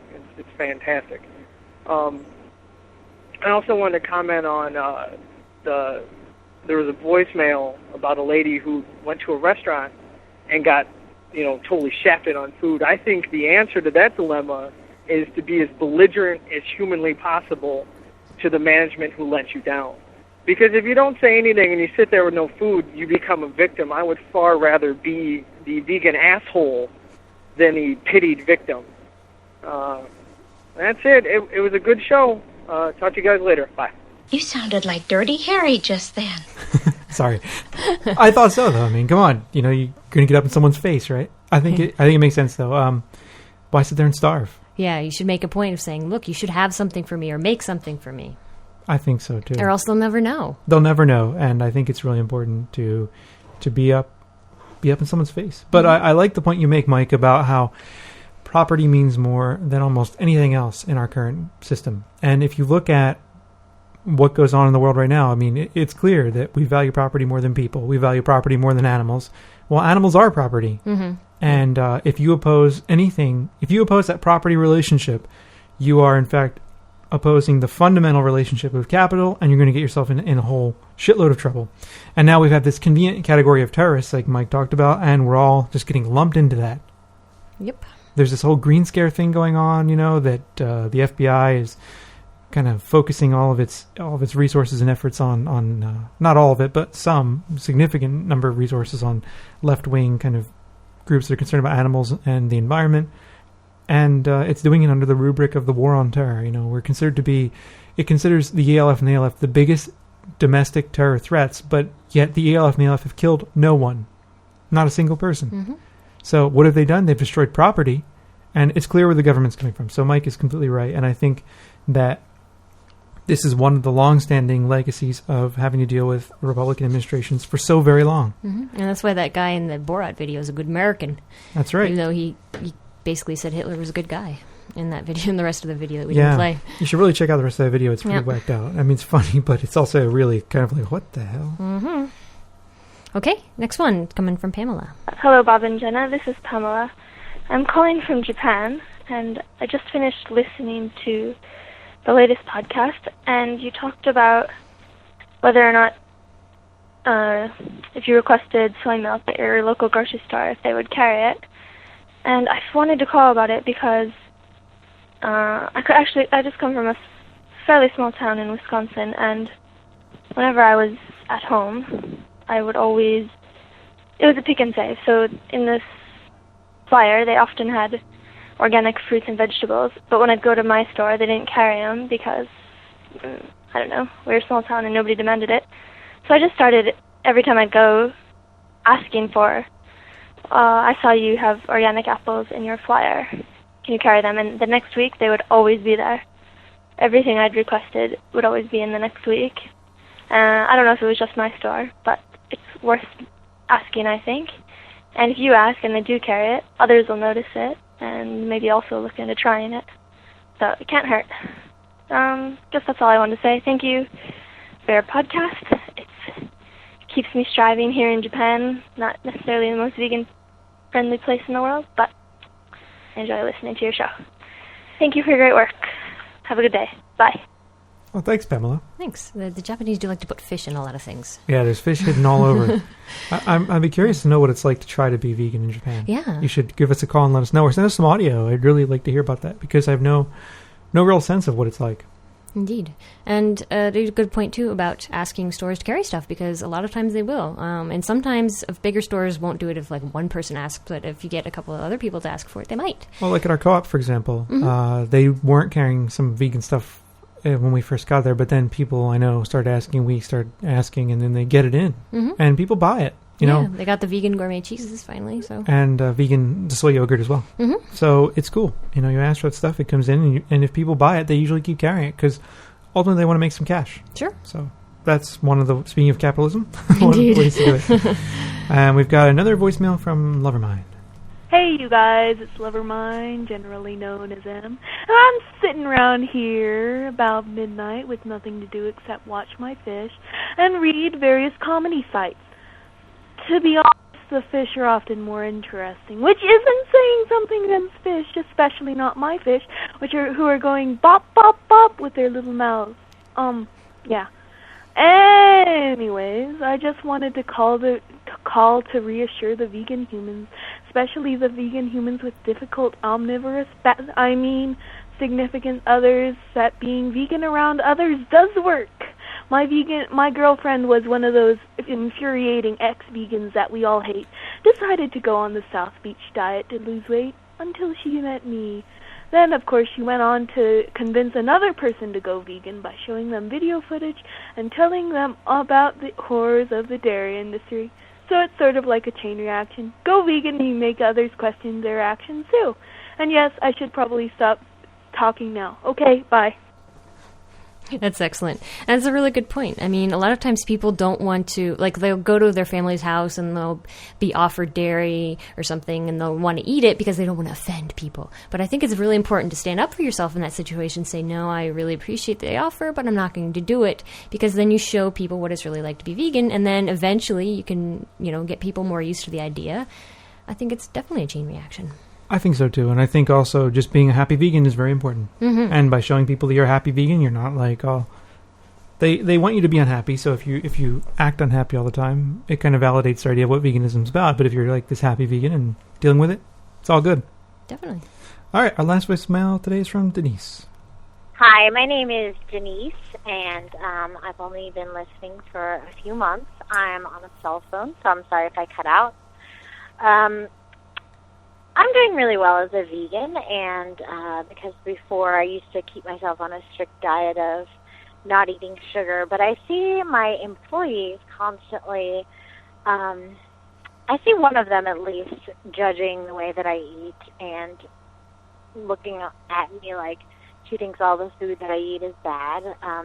Sometimes I guess I ask, for like mints or whatever at work, and I look at the ingredients before I have them, or whatever it is. I look at the ingredients, of course, of everything that they have at work. I'm a veterinary assistant, so there's always constantly food at where I work.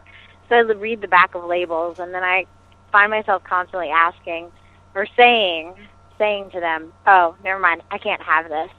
And I realized that that's probably not a good thing to say, I can't have this.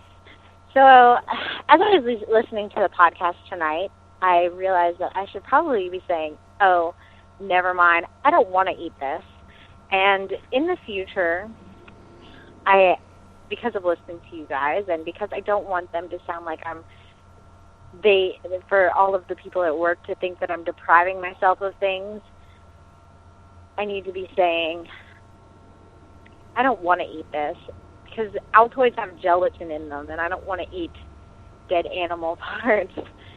So that's good. So thanks, guys, for helping me realize that I should be portraying a more positive influence or positive image of the way that I eat.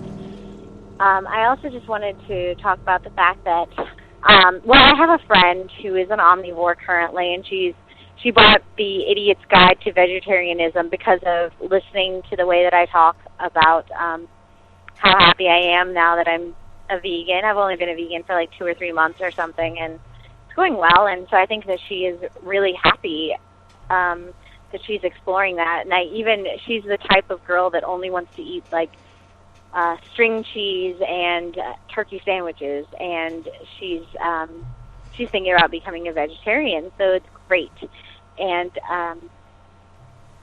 I guess it works, spreading positive images and talking about how happy you are doing what you're doing is such a good thing. And I guess I just wanted to, pass that on to how you should talk about your vegetarianism or your veganism, because it works for people. And though I don't think she's going to become vegan anytime soon, she's definitely exploring vegetarianism, and she goes, almost a whole week being a vegetarian, and she has, typical family that she lives with that cooks things for her, and then she ends up eating them. But she's trying, and she's making an effort, and I think that that's the most that you can ask for.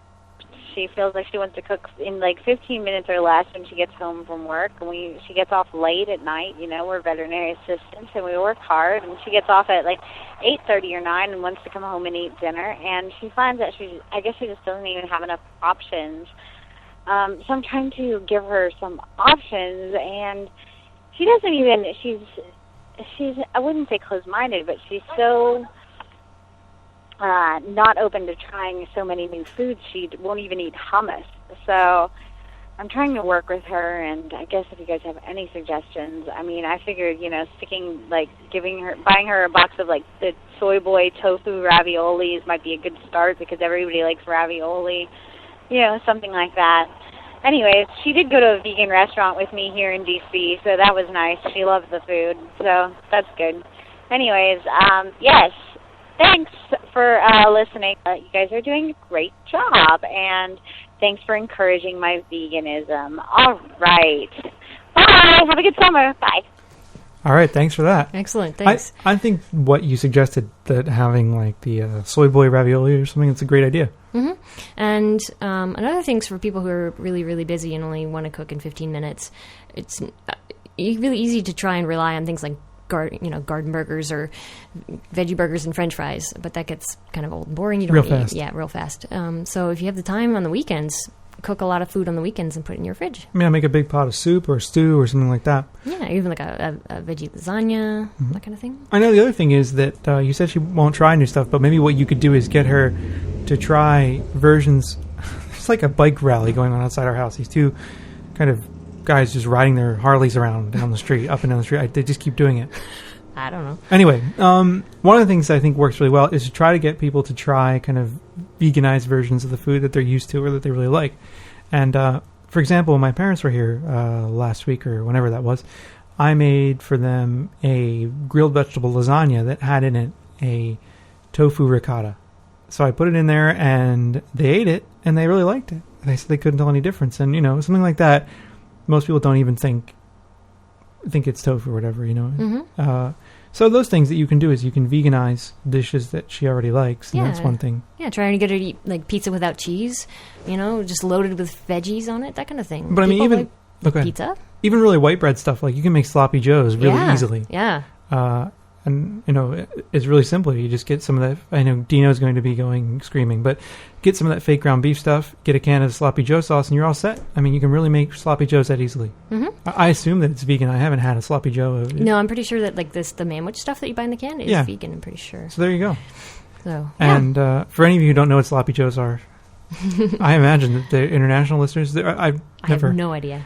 Well, if you know what a sloppy joe is, I apologize. But if you don't know, it's basically originally ground beef and like a spiced tomato sauce on a roll. Yeah. So that's what sloppy joe is. But anyway, those kinds of things, real white bread food that people really like, you can veganize a lot of it really easily.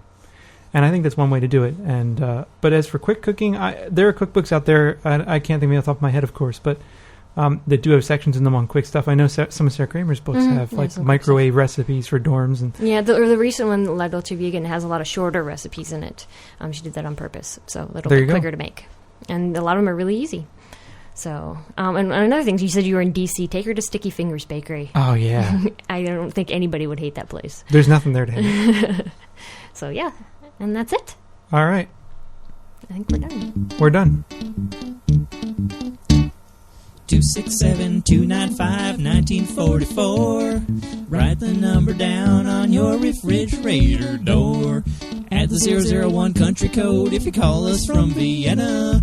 That's how you leave a voicemail for good old Bob and Jenna. So don't forget to leave us a voicemail. We'd love to hear from you. We like to get the voicemails on the show. You can send us email. You can send us email at podcast@veganfreak.com. You can leave comments on our website at podcast.veganfreak.com. You can come over to our forums if you're not crazy. And it is a new month at Podcast Alley. It is. We really need the votes. Last month we fell out of the top 50, which was sad. Did. So, it was really sad. So we could use your votes over at Podcast Alley. You can always subscribe. We always could use subscribers. Thanks to our subscribers, we were able to purchase a new piece of equipment that let us do that interview with Dan that you heard. Mm-hmm. So the increased quality we had on that interview, which I still have to kind of tweak a little bit, but that was thanks to our subscribers who helped us purchase that equipment, and we're still paying off some of the equipment we bought before. So we always could use subscribers. Subscribers always gain access to special private podcasts once a month and other stuff. So let's get a button. You get a button when we send them out, and we're working on other things for subscribers as well. We are, indeed. We've got a lot of stuff in process, so we're working on that. Coming up next week, we've got for you a music show. We're going to do a couple of little bit different podcasts the next two, I think. And the next one's going to be all vegan music. And we're going to have a couple of interviews interspersed with the music, so we're going to have that music show out. I'm going to try to get that show out really soon, because we kind of had a big gap between 38 and 39, so I'm going to try to get the music show cranking out kind of pretty soon so that there's not such a big gap between these two shows to make up. Hopefully by the end of the week. Hopefully, yeah, if we can get all the interviews done by then. And then after that, we're going to have a cookbook review show. Yeah, so we're going to review some cookbooks, and Ryan at VegBlog is going to help us out with some reviews as well. And we're going to talk to some folks. Exactly, we're going to talk to some people who have written cookbooks. So we'll do that as well. We're going to put all of our new kind of telephone interface to the test here. So we've got some good shows coming up for you, some different shows coming up, and that's where we're heading. So we're always trying to crank out the best shows. If you have ideas or things that you would like us to talk about or things like that, let us know. We'd love to hear from you. And we're always happy to get feedback on the show as long as it's not insane. Indeed. We do get some sometimes we get some little wacko feedback. But not always. We like the feedback, though. It's a good. All right. It's a good. It's all good, is what I was trying to say. Are you okay, Jenny? You look tired. I am. A little bit of a headache. It's the weather. The weather's really annoying my sinuses for some reason. It's wet and damp and cold. And it has been here for a long annoying. time. Yeah. It's been really wicked. So we're going to go. Thanks so much for listening to the show again. We appreciate all of your attention to our craziness. Indeed. So thanks for listening. We'll see you next week. Take it easy.